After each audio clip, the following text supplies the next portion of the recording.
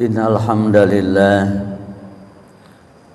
nahmaduhu wa nasta'inuhu wa nastaghfiruhu wa nastahdihi wa na'udzu billahi min shururi anfusina wa sayyiati a'malina may yahdihillahu fala mudilla lahu wa may yudlilhu fala hadiya lahu. أشهد أن لا إله إلا الله وحده لا شريك له وأشهد أن سيدنا ونبينا محمدا عبده ورسوله لا نبي بعده. اللهم صل وسلم على سيدنا محمد وعلى آله وأصحابه أجمعين. أما بعد فيا أيها المصلون المتقون اتقوا الله فقد وعد الله تعالى في كتابه الكريم أعوذ بالله من الشيطان الرجيم إن الله مع الذين اتقوا والذين هم محسنون. Sesungguhnya Allah senantiasa bersama dengan orang-orang yang bertakwa dan Allah selalu bersama dengan orang-orang yang banyak melakukan kebaikan-kebaikan. Wa may yattaqillaha yaj'al lahu makhraja wa yarzuqhu min haitsu la yahtasib. Barang siapa yang bertakwa kepada Allah, setiap perintah dikerjakan dan larangannya ditinggalkan, Allah berjanji akan memberikan makhraj, jalan keluar, solusi dari setiap problem, masalah yang ia hadapi. Bahkan Allah berjanji akan memberikan rizki kepada orang yang bertakwa dari sumber yang tidak diduga sebelumnya.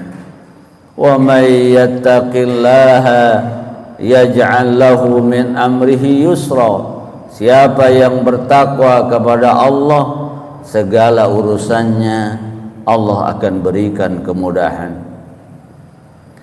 Ma'asyiral muslimin, jamaah Jumat Masjid Al-Madinah rahimakumullah.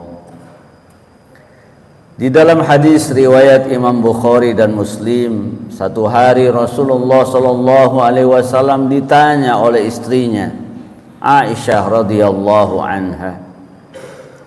Sang istri bertanya kepada Nabi.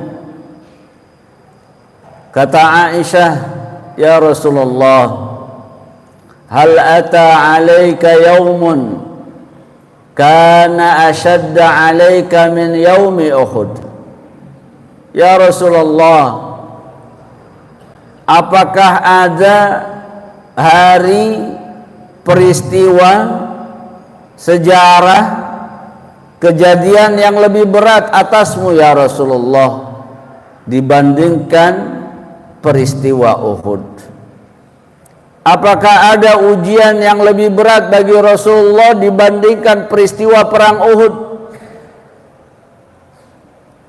Kita tahu peristiwa perang Uhud adalah sejarah yang sangat berat bagi Rasulullah sallallahu alaihi wasallam.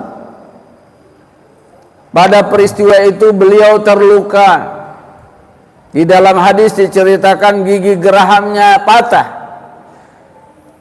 Pada saat yang sama paman Nabi yang sangat dicintai Hamzah bin Abdul Muttalib dipanggil oleh Allah Subhanahu wa taala.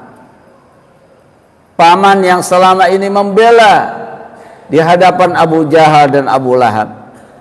Kemudian yang lebih besar lagi, pada peristiwa perang Uhud Rasul melihat ada beberapa sahabat Nabi yang tidak taat atas perintah Rasulullah ketika ditempatkan di bukit Ar-Rumat untuk para pemanah.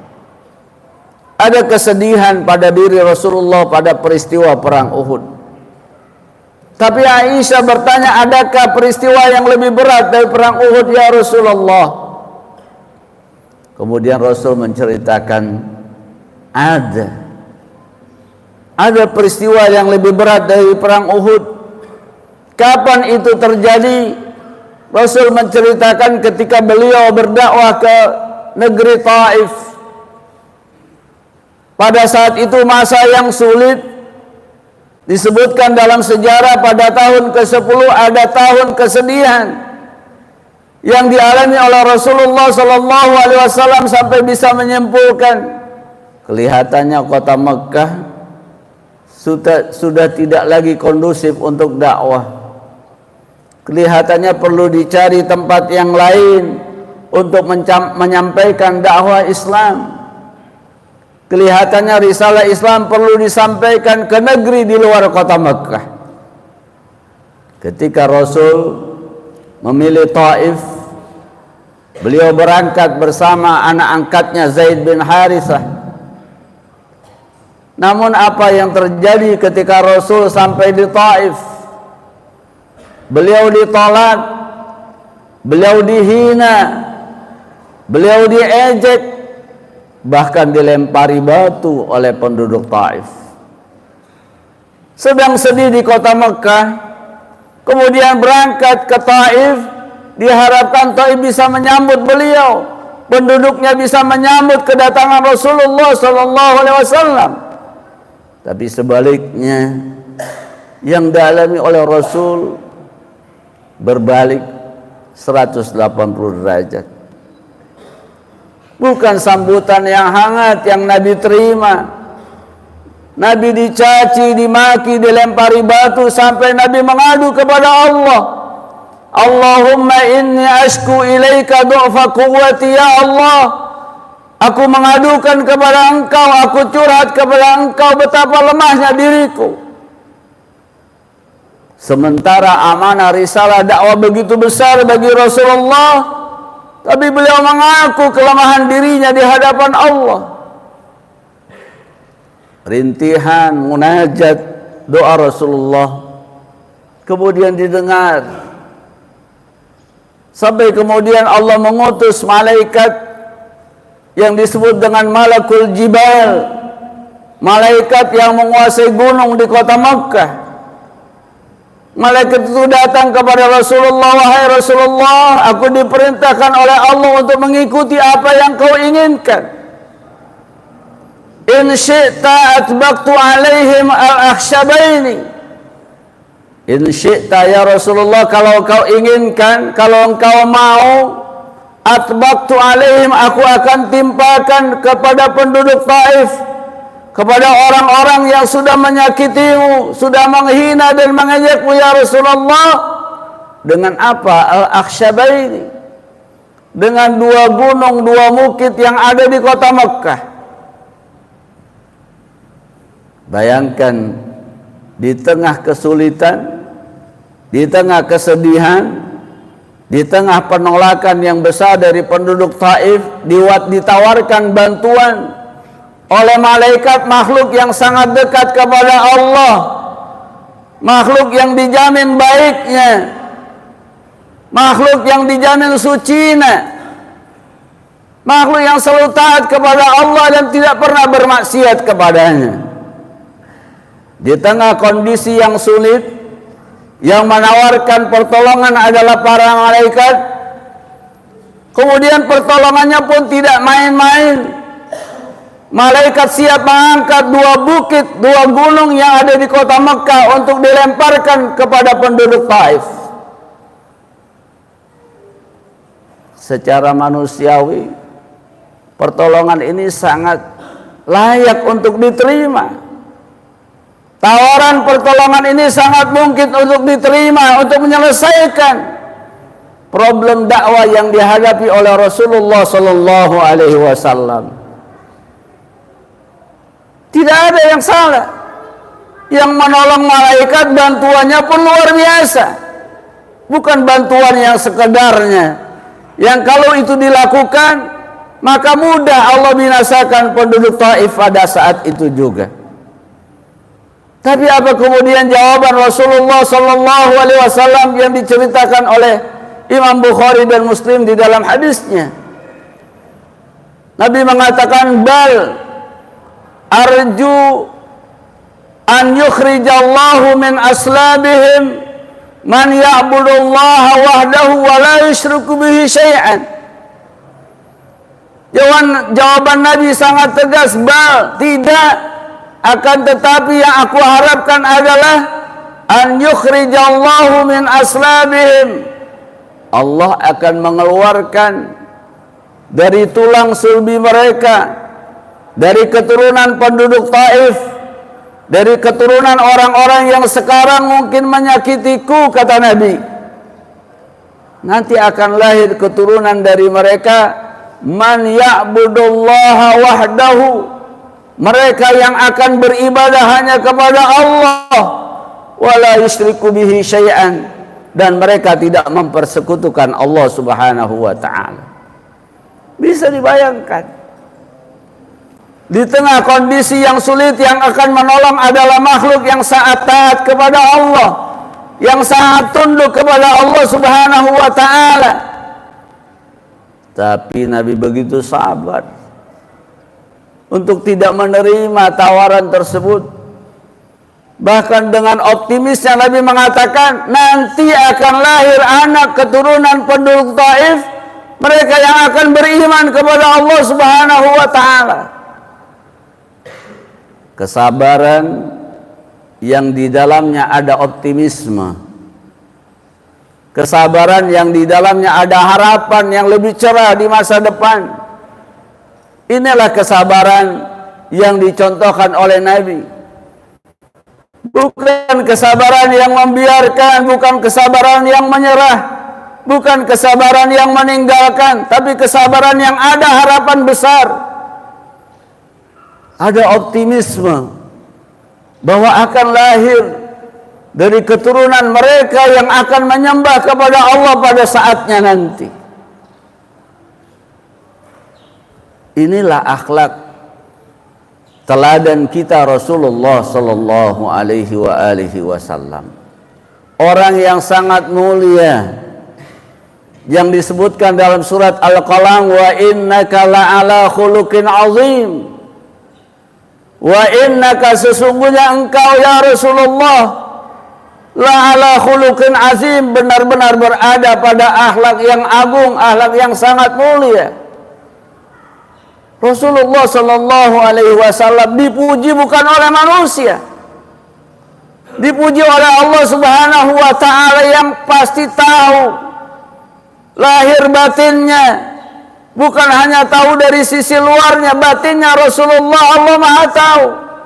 Dan Allah yang menyatakan, wa innaka la'ala khuluqin azim, sesungguhnya engkau berada pada akhlak yang mulia. Inilah yang kita butuhkan saat ini, jamaah yang dirahmati Allah Subhanahu wa ta'ala. Di tengah ujian, kesulitan, tantangan, baik skala nasional bahkan internasional, di mana umat Islam penuh dengan ujian, perlu ada kesabaran, ketabahan. Tapi kemudian kita curhatkan semuanya tidak putus-putus kepada Allah. Seperti yang Nabi contohkan pada saat itu, beliau curhat kepada Allah, innama ashku ilaika du'fa quwwati, ya Allah, aku curhatkan kepada engkau betapa lemahnya diriku ya Allah. Tapi di dalamnya ada optimisme, akan lahir dari penduduk Taif keturunan yang akan beriman kepada Allah dan Rasulnya. Kita perlu punya kesabaran. Pada saat yang sama kita perlu terus mendekatkan diri kepada Allah di tengah ujian yang sangat banyak di skala individu, keluarga, komunitas, bahkan negara. Kita perlu lebih banyak dekat kepada Allah, dan kita tidak pernah putus dari optimisme. Ketika kita dekat kepada Allah, Allah akan berikan jalan yang terbaik. Ketika kita semakin dekat kepada Allah, iman dan takwa kita perkuat, maka akan lahir, akan turun rahmat dan kasih sayang Allah Subhanahu wa ta'ala. Dan ini adalah akhlak yang sangat mulia, kesabaran yang di dalamnya ada optimisme yang terus hadir di dalam diri setiap kita.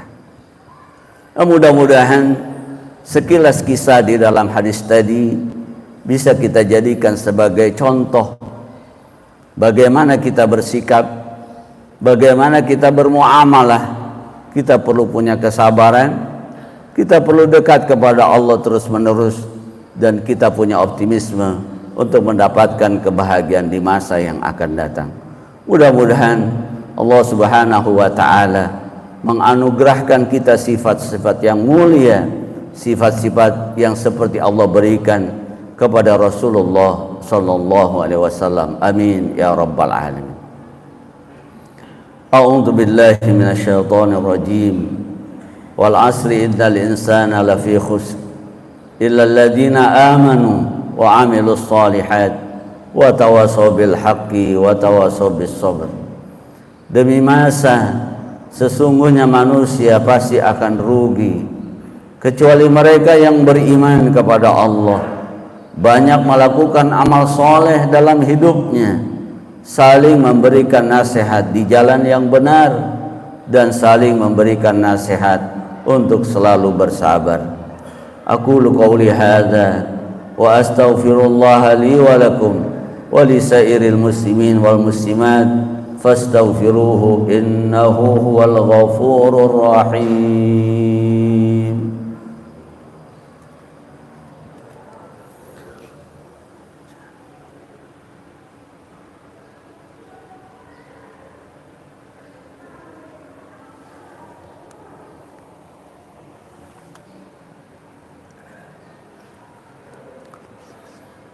Alhamdulillahi rabbil alamin wal 'aqibatu lil muttaqin wala 'udwana illa 'alal zalimin.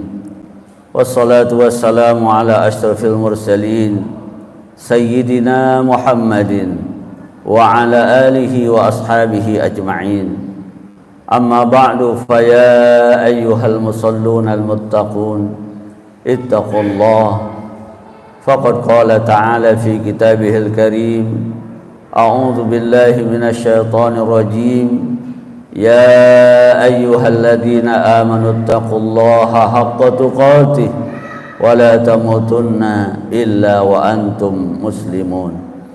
Innallaha wa malaikatahu yusalluna 'alan nabi. Ya ayyuhalladzina amanu sallu 'alaihi wa sallimu taslima. Allahumma salli wa sallim ala sayyidina Muhammad wa ala ali sayyidina Muhammad. Allahumma ighfir lil muslimina wal muslimat wal mu'minina wal mu'minat al ahya'i minhum wal amwat. Allahumma a'izzal islam wal muslimin. Allahumma a'izzal islam wal muslimin. Allahumma ansuril mujahidin fi Palestin. Allahumma ansuril mujahidin fi Suriah. Allahumma ansuril mujahidin fi kulli makan wa fi kulli zaman. Allahumma ahlikil yahuda wal musyrikin. Allahumma ahlikil yahuda wa a'wanahum wal musyrikin a'da'aka a'da'ad-din. Allahumma ighfir lana wa liwalidina warhamhum kama rabbawna shighara. Rabbana hab lana min azwajina wa dhurriyyatina qurrata a'yun waj'alna lil muttaqina imama. Rabbana anzilna munzalan mubaraka wa anta khairul munzilin. Rabbana atina fid dunya hasanah wa fil akhirati hasanah wa qina adzaban nar. Ibadallah, innallaha ya'muru bil adli wal ihsan wa ita'i dzil qurba wa yanha 'anil fahsya'i wal munkari wal baghi ya'idzukum la'allakum tadhakkarun wa la dzikrullahi akbar. Aqimis shalah.